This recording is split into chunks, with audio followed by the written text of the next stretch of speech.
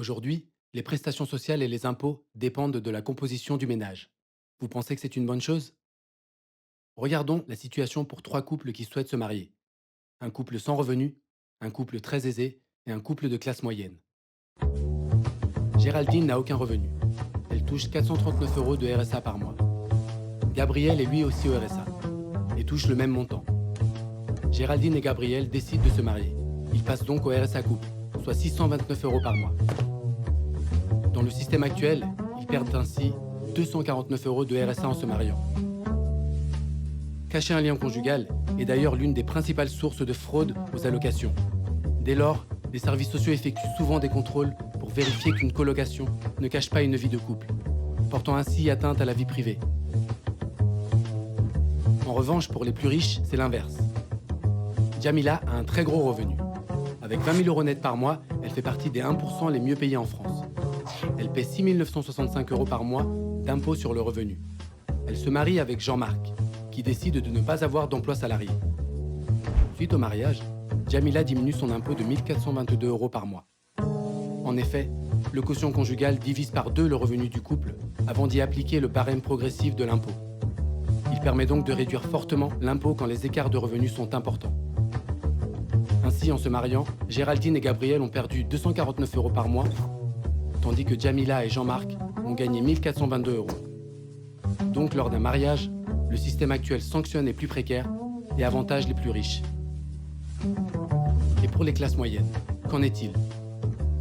Henri, qui gagne 4 000 euros net par mois, se marie avec Hélène, qui est au RSA. Grâce au quotient conjugal, l'impôt que Henri paye diminue de 333 euros par mois. Mais Hélène perd son RSA, car le système estime que c'est à Henri de répondre à ses besoins.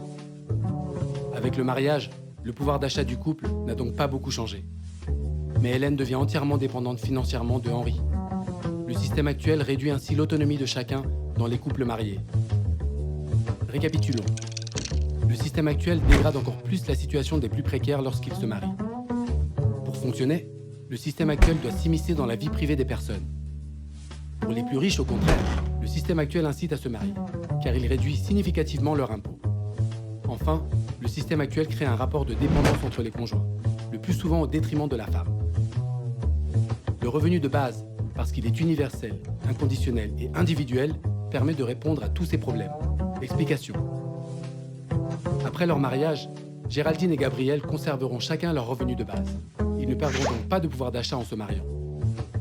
Le revenu de base ne dépend pas de la situation conjugale. Donc les services sociaux n'ont plus à s'immiscer dans la vie privée des personnes. Pour Jamila et Jean-Marc, le fait de se mettre en couple ne réduira pas l'impôt de Jamila, puisque le quotient conjugal sera supprimé. Enfin, lorsqu'Hélène se mariera avec Henri, elle ne perdra pas son revenu de base et conservera un peu d'autonomie vis-à-vis de son mari. Ainsi, supprimer le quotient conjugal et mettre en place un revenu de base permettrait de supprimer le rapport de dépendance qu'entretient le système actuel. Ajoutons qu'en individualisant l'impôt, il est plus simple de mettre en place le prélèvement à la source, ce qui permet de faire beaucoup d'économies dans la collecte de l'impôt. On dit souvent que supprimer le quotient conjugal désavantagerait les couples de classe moyenne, pas avec un revenu de base. Regardons la situation d'Hélène et Henri. Avec 4 000 euros de revenus déclarés, ils font partie de la classe moyenne. Avec la réforme, ils ne perdent pourtant que 21 euros par mois. Et la perte serait la même si Henri gagnait 6 000 euros par mois. Ainsi, mettre en place un revenu de base et supprimer le quotient conjugal ne sanctionnerait pas les classes moyennes.